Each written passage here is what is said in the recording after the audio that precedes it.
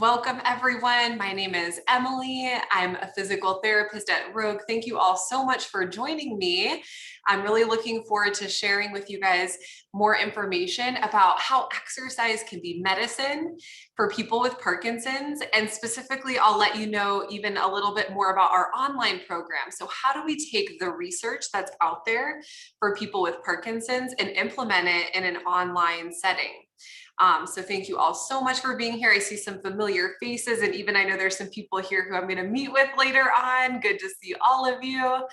In terms of the format for today, I do have a PowerPoint presentation for us. So I'm going to go ahead and make my way through that. And I think the best way to do this is to just hold your questions till the end, because a lot of times I answer things along the way. So hold your questions for the end. There'll be plenty of time to unmute and ask questions. And if you think of something and you're like, I'm afraid I'm not going to remember this later, feel free to just put it in the chat. And then at the end, I can kind of go back through the chat and make sure that we answer your questions. So with that in mind, I'm going to go ahead and share my screen here. All right. So again, my name is Emily. I'm a physical therapist, and just a background on me, I'm currently presenting to you from my living room here in Tucson, Arizona, where it's currently very hot. So just a reminder to hydrate, especially in the summer. I know I've got my water bottle here. And because we know that's super important for brain health, is to keep ourselves hydrated. So I am a physical therapist, and I have worked with people with Parkinson's for the past 7 years. I went to Ohio State Physical Therapy School, and then I came out to Tucson, Arizona for my first job at Parkinson Wellness Recovery, the Power Gym, where I did both one-on-one physical therapy as well as teaching group exercise classes for people with Parkinson's. And so today I'm going to tell you a little bit about the research behind how exercise is so powerful for people with Parkinson's. And then also just speaking to my own clinical experience, what I've seen work for my clients. So with that in mind, let's hop in. So we'll talk about some success stories. I'll show you some videos of some people with Parkinson's who are members at Rogue Physical Therapy and Wellness, which is a gym for people with Parkinson's located in Huntington Beach, started by Claire McLean, physical therapist. So we'll show you guys some insight into some of her clients and how exercise has helped them. And then we'll tell you about how we implement those types of exercises online. So with COVID, a lot of places have started their own online exercise platforms for people. And so our in-person exercise classes helped us to form our online programming. So we'll talk a little bit about that, along with our top 5 tips for Parkinson's specific exercise. So in my experience in working with people with Parkinson's, exercise can help people improve their mobility and quality of life. So we need to be mobile and flexible enough to do the things that matter to us in every day, like getting in and out of bed, getting out of the car, and then also do quality of life things like go out into the community, meet up with friends, even travel. I've seen how exercise can help my clients keep that mobility over time so that they can keep doing the things that are important to them. In addition, maintaining those improvements over long periods of time. So we know Parkinson's is neurodegenerative, so the dopamine producing cells are slowly dying over time. So it's so important to start exercising now and then keep exercising so that we can keep you here rather than seeing a decline in function and mobility and quality of life. I have seen firsthand how my people who stick with it over time are able to keep doing the things they want to do. In addition, exercise can help treat motor symptoms like rigidity and stiffness and slowness, and also non-motor symptoms. So thinking about things like constipation, sleep, anxiety, all those things that can really affect quality of life. We know exercise can help with those things. In addition, helping to recover from injury. So things happen in life. Maybe we have a fall or a hospitalization, a sickness. it's really important to be able to bounce back from those things as much as possible, as quickly as possible. And I've seen exercise help people be able to do that. So let's talk about Claire's client. Her name is Anne, and I'm going to tell you a little bit about her. She is a member at Rogue in Huntington Beach with Claire, and she was diagnosed at 40 years old. She's now 56. When she was diagnosed, she was still working and not able to exercise quite as much. And real quick, I just need to make sure I mute everybody. Okay. All right, sorry about that. So when she was diagnosed, she was still working, so she was not able to exercise quite as much, and she was on a lot of dopamine medication. But then when she started exercising more and doing physical therapy, she was actually able to decrease the amount of medication that she needed. That type of exercise she was doing 5 days a week, cardiovascular training, so on stationary bike or a treadmill, doing power moves, which we'll talk more about later, and also circuit training. Her LEDD in 2012 was about 1,500 milligrams. So just a background on what does LEDD mean? That is a way of calculating your dopamine medication. So there's a lot of different types of dopamine medication out there, like carbidopa, levodopa, or Mirapex, so different agonists and things like that. But LEDD is a place where you can put all of those medications in and just have an idea of how much medication overall are you on. So with Anne, in 2012, she was on 1,500 milligrams, but then in 2021, she's only on 1,000 milligrams. So she's been able to decrease the amount of medication she needs. And we see this a lot in our people with Parkinson's, where they're maybe on a certain dosage of medication, then they start doing this type of exercise, they feel better, and they're able to then decrease the amount of medication that they need. And that's great. So Anne is a great example of how people with Parkinson's can be super fit, even though they have Parkinson's, and again, be able to even decrease their amount of medications over time. So with that in mind, let me just give you a quick preview into some of the things that Anne does for exercise. So this is Anne at Rogue in Huntington Beach, California. Claire's in the video there, and she's doing really intense things, as you can see. Burpees, holding planks with a TRX strap. The battle ropes. I love the battle ropes to burpees. So these are great examples of how we challenge people to work harder than their self-selected effort. We're treating our people like athletes, training them in a way that's challenging. And now I know you guys might not have all this equipment at home or access to a gym with this sort of thing, but I'll show you some video clips of our online high intensity exercise classes where we do these sorts of movements, but we don't need any equipment at all. Again, this is just an example of how much we do challenge our people with Parkinson's, both in person and with our online program. So next, let's move on to Dennis.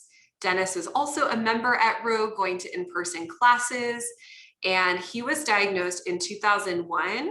He has DBS that he got in 2007.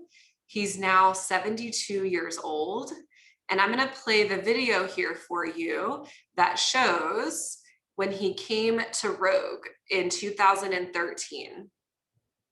So as you can see, he was taking short and small steps on the treadmill. We call that fascination, where people are taking too short of steps, and that can lead to balance problems and even falls. Once he came in to Rogue in person and started exercising with cardio, power moves, and circuit class 5 days a week. So again, very dedicated, hard work, practicing walking on the treadmill along with other types of exercises that are Parkinson's specific. Then in 2017, he was able to maintain bigger steps, along with in 2019. You can see he's not holding on to the treadmill and he's overall doing better, has better posture, longer steps, is in more control. In addition, you can see When we look at his over ground walking in 2017 compared to 2019, he's striding it out more, taking bigger steps and more control. Walking is a very important part of the exercise that we promote in people with Parkinson's. So it's good to try exercising on the treadmill, but also getting your walking over ground as well. Again, Dennis was doing his 5 days a week of exercise of the cardio, power moves, and circuit. And in addition, he has also been able to maintain his same medication over time. Claire has known these clients for a while, and for them to be able to maintain, to not only improve how they're moving, but maintain that over time is pretty powerful. Moving on to Terry, who's also a member at Rogue. She was diagnosed at 62 years old, more than 11 years ago. She's 74 now. And when she came to Claire at Rogue, her goal was being able to jump rope. So I'm going to play this video for you, just showing her progress with jumping rope over time. So in June 2016, you can see it was somewhat of a struggle for her. She was getting frustrated with it. And even in December 2016, she is trying to do the jump roping and maybe getting a little frustrated there, but definitely made an improvement from June. And then in 2017, I love how the video is ending here with her in a smile, being able to jump rope. Let me just play this again for you. Being able to now hop more consistently. And then finally in December 2019, she's rocking it. She's like, I got this. So this speaks to the importance of having a goal in mind and then testing that over time and checking your progress on it and believing you can do it. Having a team member like Claire and physical therapists, exercise professionals who believe in you and can coach you through this. The type of exercise that Terry did was, again, 5 days a week. So very dedicated to exercise, cardio training on a stationary bike, power moves, circuit training. And what does circuit training mean? That means she was doing things like agility training and going in and out of a hurdle or jumping with a TRX strap, also doing whole body functional moves with power moves. So exercising in a variety of different ways that's Parkinson's specific can help her to achieve her goal of jumping rope. So what do these three people with Parkinson's have in common? They're doing better than average, even over a long period of time. So Claire has been following these people for over about 7 years, and they're still able to maintain their level of function despite having Parkinson's. They were exercising consistently at a high intensity 5 days per week with cardiovascular training, power moves, and circuit training. Also, their medications were optimized so that they could exercise in a way that was high intensity. And they were working with a coach, getting feedback, because we all know it's a lot more difficult to do something on your own. It's very helpful to have a coach to guide you in what you're doing. So with that in mind, that was a clip from our gym, Rogue, in Huntington Beach. But then, of course, once COVID hit, we had to kind of transition some of our programming online. And that's how we formed Rogue in Motion, which is our online exercise program for people specifically with Parkinson's. So for our online class, or our online program, we do offer live exercise classes over Zoom that I'm sure you all are familiar with. That's what we're on right now. And so we are offering classes Monday to Saturday live over Zoom. In addition, if you cannot join live, we have a lot of members from the East Coast and even internationally. We do have a very extensive library with all of our pre-recorded classes. So we do actually record that live Zoom class and then upload it to our video library. So what are our top 5 tips for people with Parkinson's when thinking about their exercise? First of all, the type of exercise that you do is very important. Also, how you exercise is important. Being consistent with your exercise, enjoying what you're doing, and then also connecting with your community and building your team. So we're going to dive into each of these areas more extensively. First of all, what you do is important. So aerobics and functional skill training. Aerobics, which I'll show you a video here. This is, again, at Rogue. This is someone doing treadmill training. So taking big steps and getting your heart rate up, super important skill to practice. In addition, we love the stationary bike. So if you're maybe not as confident in your balance, a bike is a great way to get your heart rate up, to get into that cardiovascular zone that we know is important for people with Parkinson's to make improvements. So that's Terry cranking it out on the bike. In addition, we want to think about functional skill training. So what does that mean? Function is things like getting in and out of bed, getting out of a car, and getting out of low chairs. These are all things that we know can become difficult for people with Parkinson's. And so that's why it's important to practice those types of skills in how you exercise.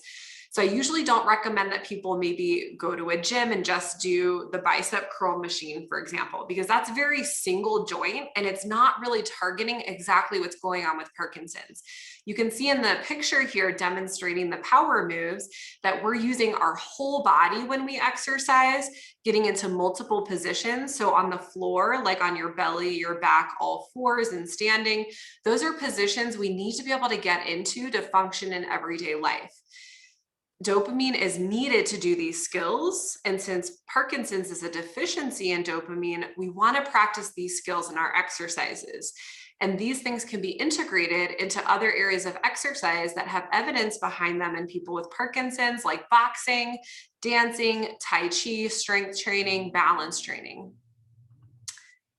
So why is exercise important? We do know that exercise has so many benefits.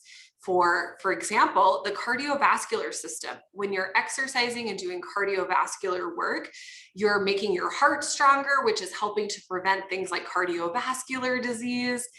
Also, aerobic exercise specifically can help to prevent things like osteoporosis because we're making our bones stronger. Improved cognitive function, preventing depression, improving your sleep, decreasing constipation and fatigue, improving your functional motor performance, so your ability to do things like get in and out of bed, for example, improve your ability to use the medications that you're taking effectively. So that's what we saw with all of our 3 examples of Claire's clients. All of them were exercising vigorously, and that was helping them use their dopamine system more effectively so that they did not need to take as much dopamine medication.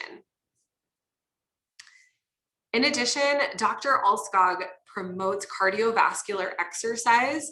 And who is Dr. Alskog? He's a movement disorder neurologist based out of Minnesota, and he has a ton of research, and I really love this summary article that he put together, and I'm just going to read to you the conclusion because I think it says it really well in terms of his opinion on aerobic exercise.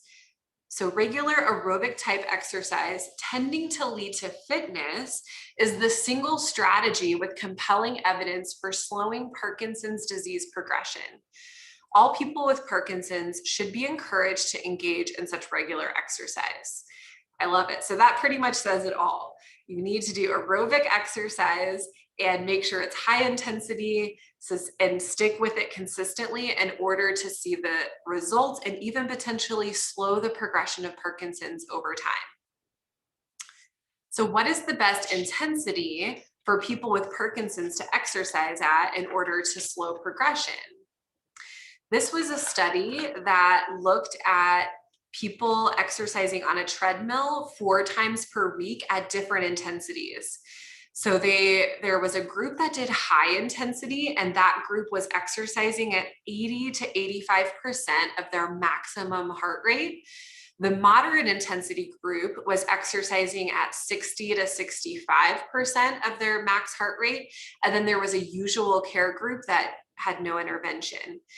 And they looked at, after 6 months of this type of exercise, people's different outcomes on something called the UPDRS, which is essentially a scale of motor symptoms. So the UPDRS measures something like tremor, rigidity, your slowness. And the people who were exercising in the high intensity group only had a worsening of 0.3 in their motor symptoms compared to the moderate intensity group 2.0 and then usual care 3.2. So the high intensity group had a less worsening of their motor symptoms if they were doing the high intensity exercise, and that's even off medication. So high intensity is definitely preferable to more of a moderate intensity. So how do we make that happen? What is the first step for you guys all here to start exercising in this way that shows promise for improving symptoms? So first is you can calculate what your max heart rate is. In the chat at the end of my talk, I'll share this website with you guys. There's a website that you can go to enter in what your age is along with your resting heart rate. It'll calculate your maximum heart rate. So for example, I just entered in my age is 65. Here's my resting heart rate at 67. It calculates what my max heart rate is. And then it does the Carbonin formula to then figure out what would, for example, 60% of my max heart rate be, 120 to 65% is 124, et cetera. So you could actually have those numbers maybe written down next to you on the bike, and you can actually challenge yourself, monitor your heart rate and see if you're getting there. So then step 2 would be actually monitoring your heart rate. I have a picture here of the heart rate monitor that we recommend, but of course there are many different ways you can monitor your heart rate, like through an Apple Watch or Fitbit, for example. First, your goal would be to spend at least 30 minutes 3 times a week with your heart rate above the 60% max.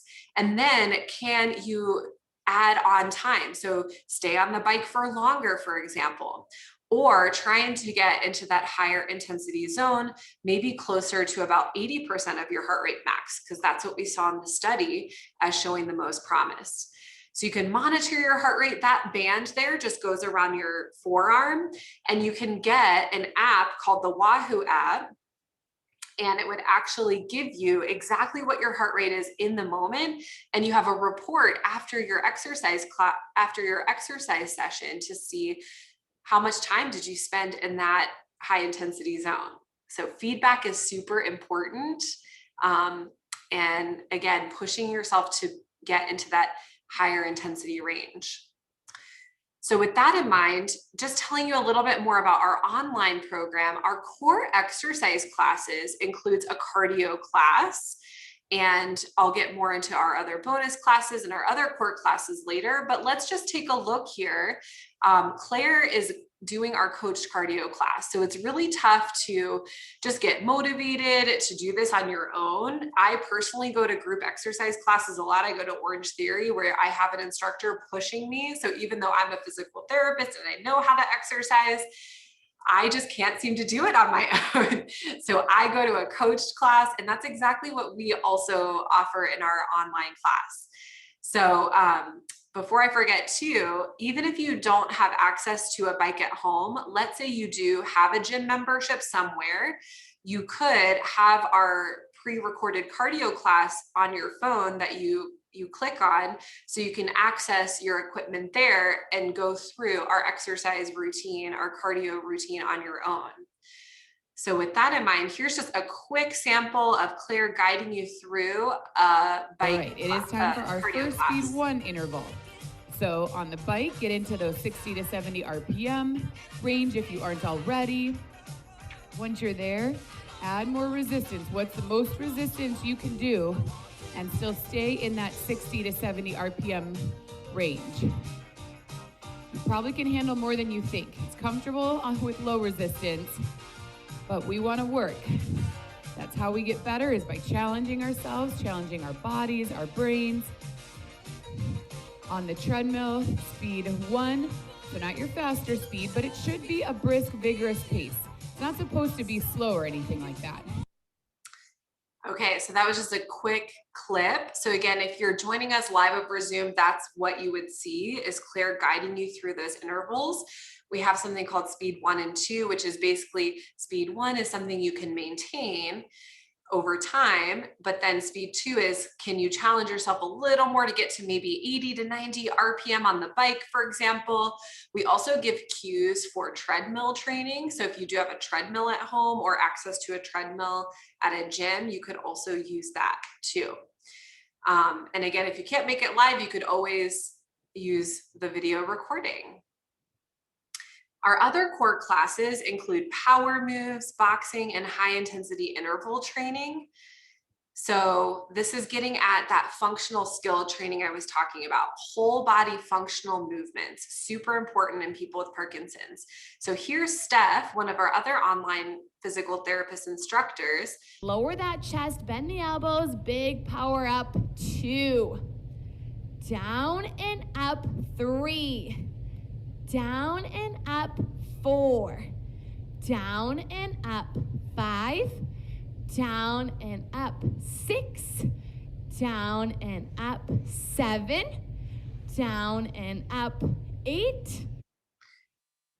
All right, so Steph there was guiding you through our power up exercise on all fours. So it's super important to exercise on the floor, and that move specifically is really good for posture, which I hear a lot of my clients want to work on. So thinking about being tall, you saw she was extended and she's counting with you and coaching you through what to do. If that's too tough to get to the floor, no worries. We always offer modifications, and you can see Claire here on the left-hand side is demonstrating some of our seated exercises and standing exercises. So we do a lot in those positions as well, and offer modifications if maybe the floor is a little too challenging for you right now. We do also do exercises on our bellies and on our backs because it's an amazing place to stretch out. So that's just a quick sample of our power moves class. We also have a boxing class as well. So here's Jamie, and she's going to guide you through a quick boxing sequence, really good for cognitive challenge, having to remember different sequences and even speed of movement on that punch. For non-dominant, work on the other side. It's jab, cross, hook, cross with that step. I'll count these ones out with us. Here we go. Jab, cross, hook, cross. That's 1. Hands up. Jab, cross, hook, cross. Come at them. Good. Hands up. Jab, cross, hook, cross. That's 3. You got it. Hands up. Jab, cross, hook, cross. Come forward towards. Great. So I love how you could tell she was breathing heavy, right? And that's what I love too about our online classes is I'm getting my workout in with you. And I'm like, I know we're in that high intensity zone because I like to consider myself to be a pretty in shape person. And I am right there sweating along with you, guiding you through the combinations. So our boxing class is really good for sequencing, footwork, agility, and cognition. Our high intensity class, so this is our most challenging class that we have online. So I just wanted to play a couple samples of what we mean by high intensity. So this is me guiding you through a down dog to a step, I believe it is. That's 2, 3, back, 4, back, keep breathing, 5, back, 6. So that is a very challenging exercise. Also, we show modifications for that as well. So I had yoga blocks in a chair so that people can maybe start there. Go ahead, get ready. Here's our timer, 40 seconds on, simple but effective. Up and down, making sure you're rocking forward. Option, you need a little more? Add that hop at the top. Hop at the top. You got it. So sit to stand. I love practicing sit to stand because think of how many times we do that throughout the day. We have to get up out of a chair to go somewhere. If we do that for a minute, we're going to get our heart rate up while also practicing something functional. And so then you're getting the most bang for your buck. You're getting that cardio exercise we talked about, as well as that skill training piece. And then a couple more clips from our high intensity class. Just jump it out with your feet. Option, at your arms. Option, you could even hold on to a wall, and maybe you're here, just jumping with one arm to support, hands to a chair or couch in front of you. Whew. You got it.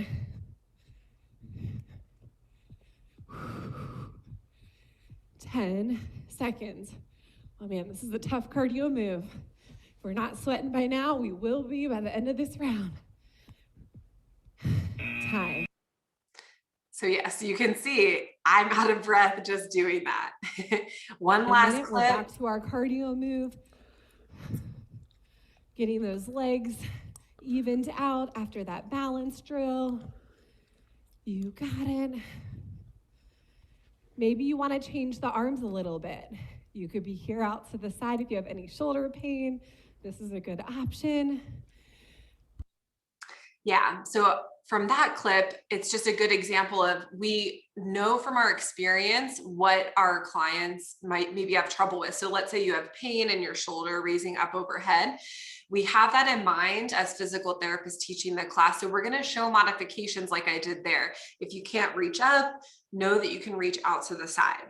And also a lot of times we log into class early, stay a little late, like 15 minutes, so that if you do have any questions where you're like, hey, that exercise felt weird on my hip, you can always unmute and say, hey, is there any way I could modify that for myself? I think that's a huge advantage of having physical therapists teach the classes, is being able to offer those modifications as needed. So that's a quick sample of our high intensity class. Again, if you can't make it live, no worries. We have a lot of people who are on the East Coast and they like exercising in the morning. So you can go ahead and log into our website that you would get with our membership and just play that Power Moves class and do your workout on your own time. I think especially too, if you're traveling, a lot of people travel in the summer and you don't have access to your gym, you can get a great workout just playing one of these pre-recorded classes. Another fun thing we just added to our video library is a whole series that I did on functional activities. So I was like, okay, what are the different things you have to do every single day to function? Get out of bed, get out of the car, do your laundry, get up and down off the floor, even scooting in a dining room chair. So I did like a quick little 5-minute clip with each of those activities, just showing you how to do them with a little more ease. So that's also part of our library. Here's a quick sample of one of those videos. I'm gonna get my feet wide apart, have a seat, and then from here, rocking side to side to get some momentum going. This is gonna help me to lay down a little more easily. So I'm shifting my weight side to side and then using that momentum to help me swing my legs up and lay down. So that's just a really quick clip. I think that's a common thing I hear from my clients, is difficulty getting in and out of bed. So I just show you how to do that a little more easily. And also those are the types of exercises we're doing in class. And the goal is that those functional skills would carry over into these activities, making them a little easier. So our second tip is that how you exercise is important, and that intensity matters, like we saw in that study. You want to challenge yourself to work harder than what is comfortable, and also modify as needed based on any injuries or limitations that you have. Start exercising as soon as you're diagnosed with Parkinson's and be proactive. Even if you've been diagnosed 10 years, totally fine. Get started today. Today is the best time to start things, right? We can't take back time, but you can get started now to be proactive in how you exercise. This is a study that shows forced use is important. So what does that mean? Jay Alberts is a researcher out of Ohio, and this study looked at cycling in people with Parkinson's. So there was a group that was the voluntary exercise group. That means people were cycling at their self-selected effort. They could just kind of pedal along whatever speed they wanted. Then there was a forced exercise group. So those people had a coach on the back of their tandem cycle who was pushing them to cycle faster than they would normally. So they were pushed beyond their self-selected effort. They were given positive feedback. You got this, keep going. And the results showed that the people who were in that forced use group, so the people that had a coach who was pushing them to move beyond their self-selected effort, had a 35% improvement in their UPDRS or motor scores. Again, that scale just looks at things like your slowness in movement, rigidity. So the people who were in the forced exercise group saw an improvement in their motor scores by 35%, suggesting high intensity and being pushed beyond your self-selected effort is important.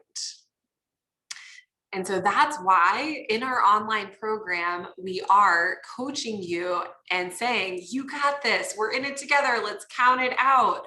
We all need that coach to help push us. As a physical therapist, I can tell you from the people I've worked with over the past 7 years, in school, we learned, okay, yes, give people pictures of exercises to do on their own.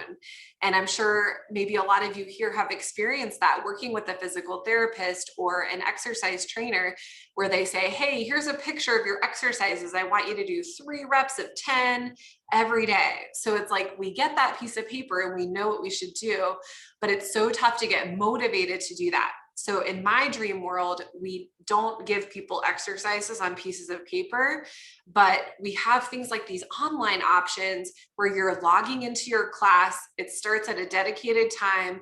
You know you're going to see your crew there, and I'm going to say, good morning, how's it going? Good to see you in class.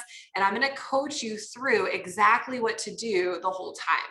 In my experience, people benefit from that so much. I have so many clients who are like, Emily, I feel guilty. I have not done those exercises. And I'm like, I do not want you to feel guilty. I just want you to get the exercise you need. So join me live. Let's do that together. Let me coach you. Super important. Again, speaking to modifications and variations, I'm just going to show you a quick video clip of me demonstrating how to modify an exercise that might be tough for you. Original move looks like I'm shifting my weight back, stepping my foot up. If that's too much, because our hips are really tight, so if our foot is getting stuck back here, first of all, try weight shifting more onto one side so you can step the foot up. But if that's still not working, no problem. Let's bring our hands to a chair. You guys know the drill, knees wide. We're gonna rock to one side, step the foot to the side of the chair, back down, and let's try the other side for 2. Nice work. So that's an example of how, again, from our experience, we know what can be tough for people. And so we show modifications using the hands to the chair. And we have a whole section in our video library on how to modify based on different things that might be going on. We also have our HIIT and boxing classes that I would say are especially more of our challenging exercise classes. So there's something for everyone. Our third tip is to be consistent with exercises.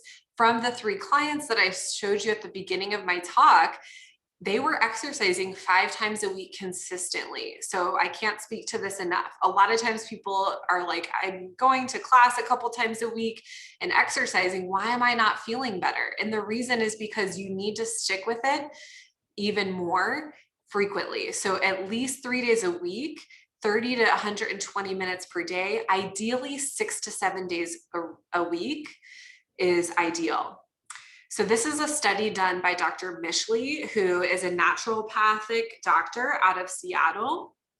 The Pro-PD is a self-assessment that measures your experience of your symptoms like tremor, slowness, fatigue, your memory. And in her study, she asked people, how much do I have to exercise? And they asked people with Parkinson's, on how many of the past 7 days did you do at least 30 minutes of exercise? The results showed that the more days per week that people exercised, the fewer symptoms they reported over time.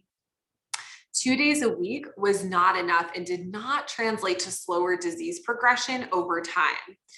At 3 days a week and each day after, the impact on symptoms got increasingly better.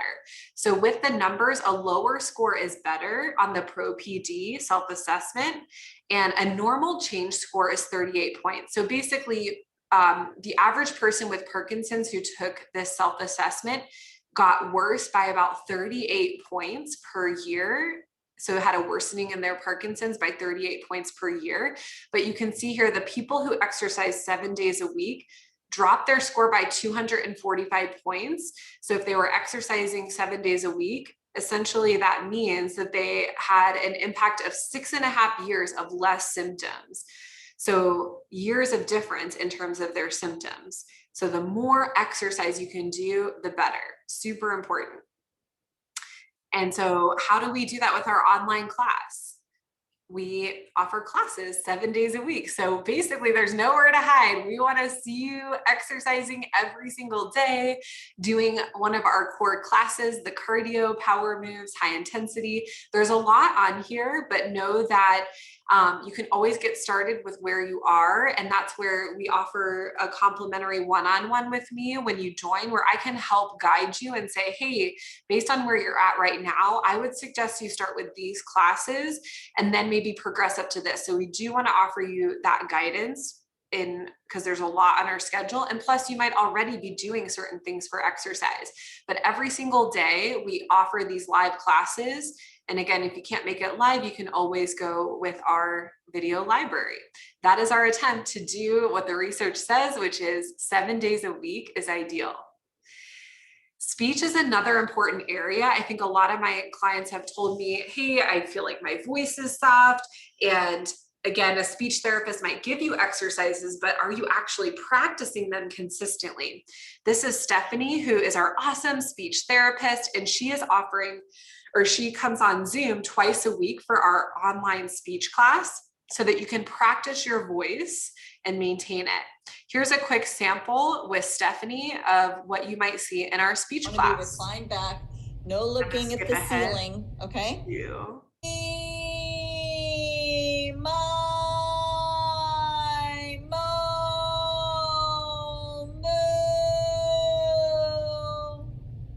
So Dawn, you saw how it's all connected. My voice was on, it was working the whole time, and it was pretty loud, right? So when we're doing this, we're working all the musculature in your neck and throat for swallowing and for speech. Okay, let's try it again. So that's a quick sample. Some of you have maybe even practiced that exercise before. And what's great too is Stephanie does actually give people feedback. So if you wanted to unmute and try it, she could listen to you and give you feedback and encouragement in that. Our tip number 4 is that you need to enjoy what you're doing. This is super important. So personally, I like to hike. I know we were talking about that earlier. I also like to lap swim and play volleyball. So those are the things that I'm going to do for exercise because I know I'm going to be motivated to do it. I enjoy it. The worst thing to do is be like, oh, this is terrible and I don't want to be here. If that's your case, we want to problem solve and say, how can we take something you're already doing that you like, make it more vigorous, and apply our research-based principles into what you like to do. It is important though to know that you need to challenge yourself to try new things. So even if you have not done this type of exercise before, I encourage you to at least try it and try exercising in the way we're suggesting, because you're gonna start to feel better with this consistent type of exercise that has evidence behind it. Also using the buddy system. So if you're finding it tough to get motivated to exercise, can you exercise with your partner or your family member? Or even I know one of our online members who I see is here, we had the idea of cross-country exercise buddies, where maybe you log into Zoom together and say, hey, we're gonna do this pre-recorded class because we couldn't make it live. Having a friend supporting them through exercise, super important. and then incorporating the online classes into what you're already doing. So let's say you have a local boxing class you go to that you love. That's amazing. Keep doing that. And can our online membership just be another way to add more frequent exercise into what you're already doing? So we make it fun at Rogue. I introduced you guys to my puppy who's over there sleeping right now, Izzy. She's my golden doodle. She exercises along with us. We introduce our pets to each other who exercise with us from our living rooms. We have different themes with what we do. So Tightrope Tuesday, we especially focus on balance. We work on hands. So we're constantly adding variety to keep it fresh and make it fun, because it's super important to enjoy what you're doing. In addition, staying connected to your team. I think COVID has taught all of us the importance of connection and preventing isolation. So the last thing we want to do is withdraw and feel like we're alone. We want to know we have a team behind us. That's our family members, our neurologist, your physical therapist, exercise professionals, speech therapists. It's a long list, so make sure you know you have a team, and we want to be part of your team as Parkinson's specialized physical therapists teaching your exercise classes. Also, I have really enjoyed the online community. So it's been awesome meeting different people with Parkinson's from all over the world. We have some members from the UK and Ireland, and it's so cool to be like, oh, remind me, what time is it there? And what's the weather like? And how's it going? And even sharing what is working for you and how's that going? I think that's super important to feel connected and know that you have your team with you. When you have that daily reminder every day by logging into the class, I think it really helps people feel supported. In addition, try and get back into your in-person classes. Hopefully with COVID slowing down now, some of your in-person classes are opening back up. I definitely encourage people, go see a physical therapist, go to those in-person classes, and can our online membership just help support you in those areas and help you keep exercising in addition to those resources. So here's our community at Rogue. Top left corner, these are our physical therapists teaching your classes. So all 4 of us teach the classes online so that you're getting a variety of experiences and different types of classes. And then here in the middle there are some of our in-person members at Rogue in Huntington Beach. And the top right corner is me exercising with someone one-on-one over Zoom, providing that guidance, having some fun. Claire's mom, Nancy, and her dog, Maya. Great people at the front at Rogue and the gym. And so our community is very big. And I think COVID has allowed us to reach more people, which we're really excited about. And so we would love the opportunity to have you as part of our community. One extra tip I wanted to sneak in, because I think it's super important, is believing in yourself and believing you can get better. So it's super important to have that mindset. If you don't believe that you can get better, then you're just going to be going through the motions and not seeing that improvement. So believe you can get better. I hope that some of those video examples from this morning, from today, at the beginning of the talk, help you see what's possible with doing the right type of exercise at the right intensity and consistently enough to see results. But also believing that you can make that change is important, and building your team to include people who also believe you can get better is super important. So we would love to have you join us. And for attending the talk today, if you guys sign up by next Friday, June 18th, you'll get a complimentary 30-minute visit with me over Zoom. So I have a picture with Janice and I doing that one-on-one there over Zoom, where I just want to orient you to the membership. There's a lot in there, but we can really use that 30-minute visit to say, where are you at right now? How can this program help you based on where you're at right now? So that's what you would get for joining. And then in addition, if you use the discount code webinar50 when you're signing up, you would get 50% off your first month membership with us. It's typically full price is $50 monthly. So again, if you use that discount code, which I have a picture of exactly where to enter that, you would get 50% off your first month, 7-day free trial, cancel anytime. We'd love to have you join us. So with that in mind, let's all take a quick break and just stand up. And I'm just gonna show you one of the exercises we do a lot in our program, and then we'll take questions after that. So before we stand up, if you wanna march your legs big, because a lot of times when we've been sitting for a while, we get stiff. And then feet wide apart for good balance. You're gonna rock forward, stand up, maybe chair out of the way. And I wanna teach you our power up exercise. So we're gonna have our feet wide apart. You can always do this in the chair too. You're gonna squat down. We're gonna work our legs here. And then power up, open up, finding your best posture. Let's do that again. We squat down low and then power up. Nice. Come down, power up and down. Can you go bigger this time? Power up, down, spread your fingers wide, power up. Last one, come down and power up. Awesome. So hopefully that helped to reset your posture. You can stay standing if you need to stretch your legs. Otherwise, you can have a seat. And I just want to say thank you all so much for joining me and listening to me with our talk here. I know I took a lot of time, but we've got about 10 minutes for questions, and we can always stay over because I want to make sure that we connect and get your questions answered. So feel free if you want to unmute. I would love to hear your question. I think I saw a hand raise in there. So I do want to make sure if you had raised your hand, please make sure you unmute because I want to hear your question. Where's the hand? And feel free, you can always just shout out if you want to unmute. You don't have to use the raise the hand feature.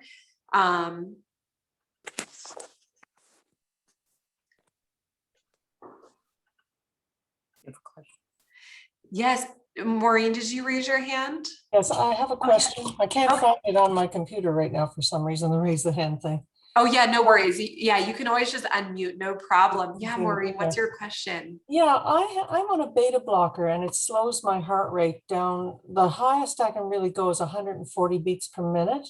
And I'm fairly fit because I do a lot of walking and a lot of exercise. I have a physiotherapist who comes into my home, and she's helped me with, she's a Parkinson's disease specialist physiotherapist. And so she's got me on an exercise program within my home because of COVID.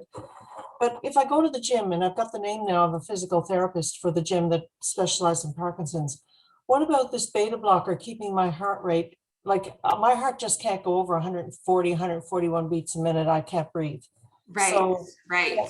can I get enough exercise within that range? I'm 65 years old. And I was looking at what you wrote out there, and it looks like if you want to get it up higher than that. But Great question, Maureen. Yes. So based on what you're telling me for you specifically with the beta blockers, I even like to say heart rate is one way of deciding how high intensity your exercise is. But sometimes we also like to use a 1 to 10 effort scale, where 1 is like, we're all sitting right down right now, not moving. So really easy. And then 10 out of 10 is my hardest effort. So for me, that would be like, I'm hiking uphill. I've been going uphill and I'm breathing really hard, and I need to take a breath to make sure I, can catch my breath while I'm hiking uphill. So that would be my 10 out of 10 effort, like really hard. So we want to see you at like a 6 to 8 out of 10 would be like a high intensity zone. So do you feel like when you're doing your hikes and exercising, do you feel like you're getting into like a 6 or 8 out of 10 just on like an overall perception of your effort? I think so. I do a lot of walking, and I use hiking poles when I walk because I have trouble with one of my hips. But I use them, as an exercise tool. But I do about an hour of hiking at a time or walking heavy, and I'm fairly high intensity. But if I go over the I know if my heart hits 140 beats a minute, I just can't get enough oxygen. And it doesn't matter how fit I am. So I Yeah. don't know, is that enough? I mean, is that going to hold me back from getting enough exercise for Parkinson's disease? Yeah, good question. I would say do you feel like your breathing rate is getting up there? And Oh yeah, I'm sweating and I'm really going, you know. Then I would say that's you kind of getting into those intense zones, because it is true, like with a beta blocker, there's a physiological reason why you can't get your heart rate up there. So for you, I'd be more interested in you thinking about that 1 to 10 scale and challenging yourself to be like, okay, where am I at? Am I getting to that 6 to 8 out of 10 and how I feel? And based on what you're describing, it sounds like you are getting there, which I think is great. But I also think, talk to your doctor and say, hey, this is what the research is in Parkinson's. Do you have any suggestions for me on how I can make sure I'm getting into that zone? To me, it does sound like from what you're describing, you're getting there, but I do think just running it by your doctor too, to see if they have any suggestions, or is it part of their treatment plan with you that the goal would be that you get off the beta blockers potentially? I'm not sure. I can't go off the beta blocker. Okay. I have a serious heart condition and Okay. I have to be on, I've been on it for years and it controls that. So definitely stick with that. I just know sometimes if I don't have a beta blocker, I won't survive actually. So yeah, I'm lucky to be here. Yeah. Yes, good. All Well, right, Maureen, thank you for the question. That's a very, very good question. So that's your heart rate above 60% max when you're talking about that. Okay. Yep, that was the moderate intensity group, and then the high intensity group was 80 to 85. 80%. But again, everyone absolutely is different. Talk to your doctor, your physical therapist. Physical therapist about that too, and the person I'm going to get in the gym maybe. Absolutely. Okay. All right. Thank you. Thank you, Maureen. And yeah, Andrea in the chat also confirmed that. Yes, thanks, Andrea, that she also was talking about the beta blockers as well. Very good issue. Okay. And what other, Linda, yes. Okay, I have a question. We have a group, a Parkinson's group. We live here in Northern Nevada. And last year, we were shut down from the community center. We had going for us a physical trainer that was doing a boxing class twice a week. People really enjoyed that, but it was boxing with equipment. The community center had bought for them all kinds of this punching bag, the standing ones, and plus the trainer did stretching and then floor exercises also. But we still have the equipment, and I've talked to the community center, and I've talked to Claire McLean, and she said she could broadcast the class and we could view it on a large screen TV in the room where we have all this equipment. But we have some questions, like the community center is concerned about liability. So if we're not in our homes and we're in the community center, and if someone gets hurt, how does that work with responsibility, and would they even let us do it there? Yeah, that's a good question. So I would say that would be something you would have to coordinate with that on-site person, just because, every place is different and we'd want to make sure that their policies are being followed on that. So I'm thinking, Linda, do you mind, could I actually call you about that so that we can answer that question specifically? Because I want to make sure we get that answered. And I think it's very dependent on, what the facility says and a couple other follow-up questions I have for you on that. So do you mind just sending me an email and we can connect, and I'm happy to have a conversation with you? And how do I send it? What's your email? So in my email, and I'll just put that in the chat so everybody has my email. That's a good reminder. Let me see. I'm going to put my email in the chat here if I can figure out my Zoom. How do I see it?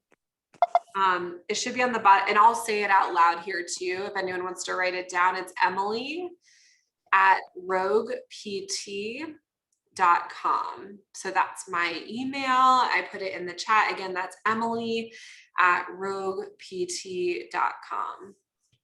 Okay. Thank you. You're welcome. My husband has a question. Yes. Yes, please. Yes, I was diagnosed about 2 years ago. I was exercising in the boxing class. You mentioned early on, I think, something. I would be curious, how do you establish with my age and my resting heart rate what the maximum should be? Mm-hmm. Yeah, so what I'm going to do is I'm going to put that website in the chat here so that you all can go there, because on this website, you can enter in what your age is and also your resting heart rate, and it is going to calculate for you what your max heart rate is, and then also what those different zones are, so that you actually have numbers behind it. And then that would give you exactly what those numbers are as a target. And what I would say is use that as a starting point, right? But then for sure, like if it's your first time doing this type of exercise, we recommend you see a physical therapist or an exercise professional to actually monitor that for you and just see how are you responding when your heart rate is that high? Is it safe for you to be there? That sort of thing. But at least you can do some of that work of calculating your heart rate through that website that I put in the chat there. And if you're on the Zoom call, you can actually just click the link right now if you want, because then it'll pull up on your computer in a separate browser, and then you can have that ready to go to enter your info in. Okay, it was up, but then it went. Were you able to see that in the chat there, the link? And I'm going to go ahead and. I canceled it. It looked like a spam call anyway. Oh, no worries. I have those all the time. So yes, if you look in the chat, everyone, I went ahead and put that website there where you can calculate your heart rate, and that'll be a good place to start. But again, Maureen's point of the beta blockers is a great example of how we need to take an individualized approach, and everything I talked about today is a good starting point. But if you can have some one-on-one feedback where you talk to a physical therapist or an exercise professional, it is good to just make sure your medical history is being considered and that you're exercising safely. I just did that calculation, and mine is supposed to be 155 beats per minute, and I can't do that. So that's a problem for me. So that's probably your max heart rate, but then Yes. the important part is that chart on the side that then is the percentage of your max. So we're not expecting you to get to that max number. It's more a percentage of your max. So there's like 60%, 65, for example, and that the 60 is going to be a good place to start depending on how fit you are. And then ideally you're working up to higher. Yeah, well, I can't go higher than 140, so I guess I can just go to that and then, yeah, anyway, Yes. do as much as I can. Exactly. Yep. And again, keeping that 1 to 10 scale in mind, right? 1 being really easy, 10 really hard. Another good way to think about it. Okay. Okay, I'm sorry. That's okay. I went to chat and I don't see the link. So on the chat, do you see, let me paste it in again just to see, did it show up then on the chat? If you click chat? Yes, I just clicked on the link. You got it. Yep, absolutely. All right. Well, thank you for your question. And I saw another question in the chat. Roger, hello. Good to see you. Yes. Oh, when I saw you enter the waiting room, I was like, hello. It's so good to see a familiar face. So yes, good question. So Parkinson Wellness Recovery, the Power Gym, is an awesome place out of Tucson, Arizona. And they also have an online membership for people with Parkinson's. So I think do your research and see what they have to offer on their website as well. Because I think it's just all about finding what works for you. We offer, I would say, something similar, but I know we offer more classes. So we do have classes every single day, whereas I think there it's not every single day would be one thing, but it is very similar in terms of the type of exercise we're doing. So I hope that somewhat answers your question, but you know how to reach me, and I'm happy to also have a follow-up conversation to make sure I answer your questions on that. So great seeing you. Yes, I've been thinking about you in our conversation. I hope you're keeping up the good work. All right. Any other questions? I want to make sure those are most of my ones in the chat here.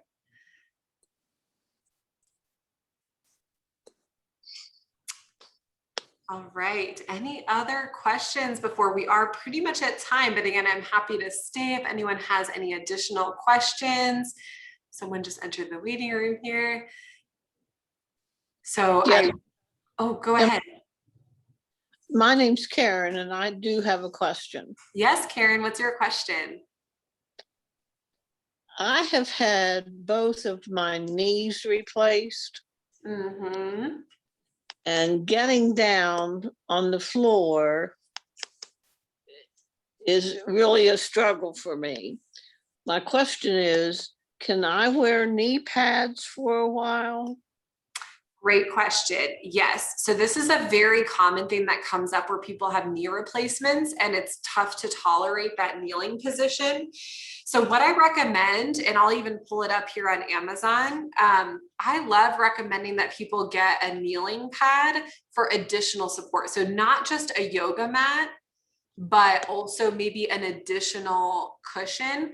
If you guys have ever seen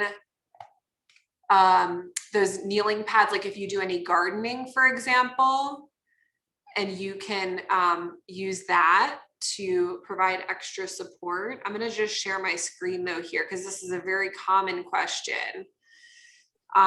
So this is a from Amazon, it's called the Gorilla Grip, and it's just a kneeling pad that you can get to help with some of that sensitivity with being on your knees. So that's definitely something you could try. But also I would say just tolerate as much as you can. So even if you only do like a set of 10 of that kneeling power up, and then maybe you lay on your side to give yourself a break, then you go back and try it. I think it is important to get into that position and use support if you need it. But also I would say if it is tough getting to the floor and you are just really struggling with that position, you could modify by doing the same exercises, but in standing. So like my hands are on the chair here, and I can still do my power up here, or even rock back and forth and do my twist.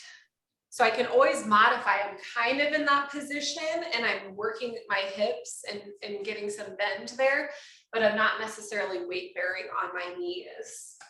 And we actually have a whole video library of modifications for that. In addition, for sure, like working with someone one-on-one to work on being able to get to the floor and modify that position is something we definitely advocate. Thank you for that question. Yeah, that comes up a lot. And in our classes, we are aware of that, where we say, hey, if you have any trouble with your knees, here's how you can do that exercise. Thank you. Thank you, Karen. And I'll put the Amazon link to the kneeling pad if anyone's interested, because I love it. It's a great item to have, like I said, in case you do any gardening or anything like that. I have an appointment. I'll see you. Sounds good. We'll see you later. Thanks for joining. Thank you very much. You're welcome. Thank you. All right. Any other questions before we all get on with our day here?